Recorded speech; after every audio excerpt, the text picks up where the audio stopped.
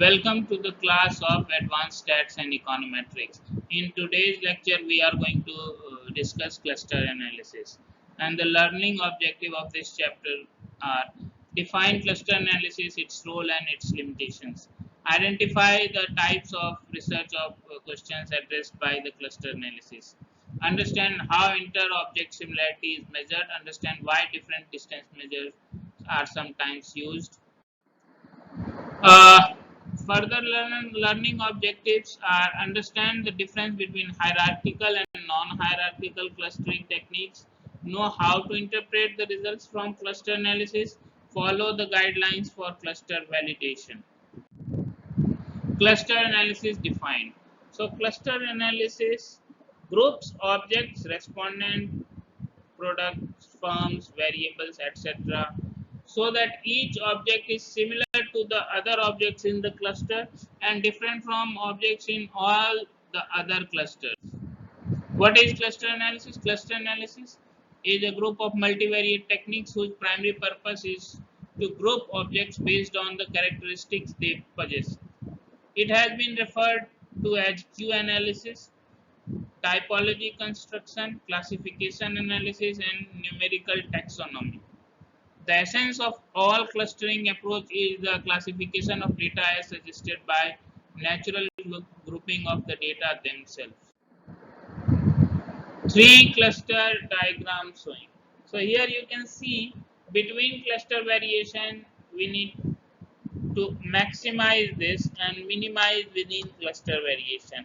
So black one is going to measure between cluster. There are three cluster and we are going to measure the distance between cluster centers. So black arrows are used to signify the between cluster distance, and within cluster variations are by definition within cluster. So again you are looking at measurement from the cluster centers, but you are only looking at within cluster observation within clusters, how far they are away from the cluster mean.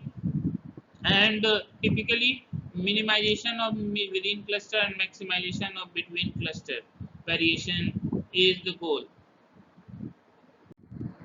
So scatter diagram for cluster observations. So you can see frequency of going to fast food restaurants. It can be low and high, and frequency of eating out can also be low and high. So what is the scatter diagram? It is showing plotting the data. So all observations are plotted. So maybe you have all kind of observation in which you have certain people who are not frequently going out to fast food restaurant, but they are high in terms of eating out, but not on fast food restaurants. Similarly, there are people who are having high on both these, and there can be low, low, low, high, high, low, or high, high. So all these possibility are there, and that's why you get different points. Scatter diagram for cluster observation. So when we look at this, there are two type of data. One is you see this is yellow and blue ones, and we are going to segregate all this,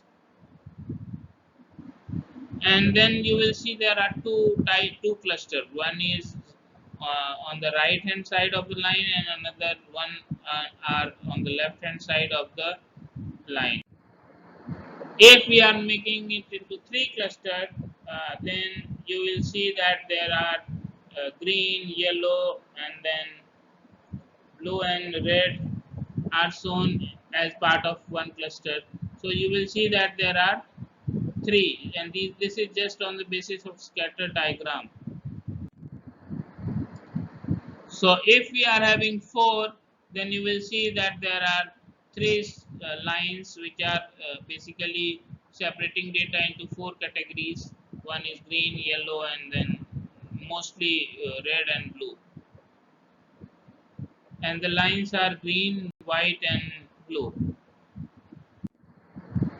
Criticism of cluster analysis. The following must be addressed by conceptual rather than empirical support. One of the important criticism of cluster analysis that it is data driven. It is not based on any concept or theory. So you can justify that okay, this is what the data suggests, but where is the theory?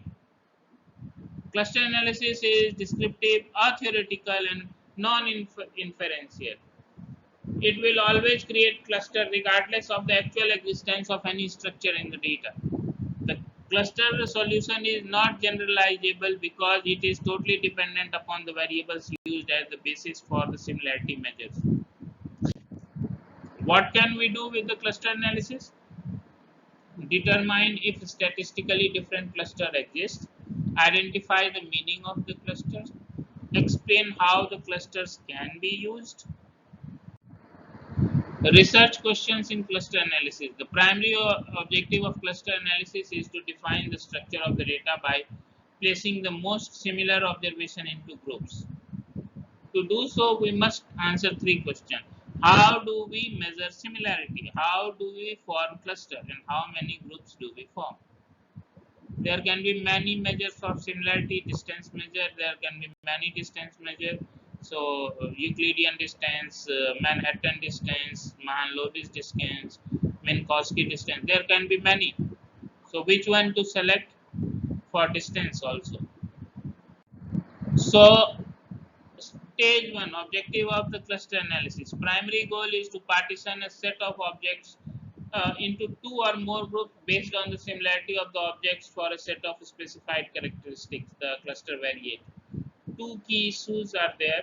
First one is research questions being addressed, and second is variables used to characterize objects in the clustering process. Other research question, three basic questions. How to form the taxonomy, an empirically based classification of objects. How to simplify the data by grouping observation for further analysis. Which relationship can be identified? The process reveals relationship among the observation. Selecting cluster variables. There are two important issues related to that. First is conceptual consideration. Include only variables that characterize the objects being clustered. Relate specifically to the objective of the cluster analysis. So, in the case of conceptual consideration, we only include variables that characterize the objects being clustered and that relate specifically to the objective of the cluster analysis. If the objective of the cluster analysis is different, then we need to reconsider and come up with a conceptual framework through which we can justify that this technique, this approach, selection of the variables is in align with the objective of the cluster analysis. And the second is the practical consideration, which is looking into what can be done based on the data, and if there is some problem in the data, and if there are certain limitations of the data, and so on. There can be many practical consideration in the data itself, and the number of clusters to be formed, the number of observations, and so on. So we are going to discuss all this in the next class, and the reference for all this is a book titled Multivariate Data Analysis, 8th edition. Publisher is Cengage Learning, and authors are here Babin, Anderson, and Black. And with that, we are going to end today's lecture. Thanks.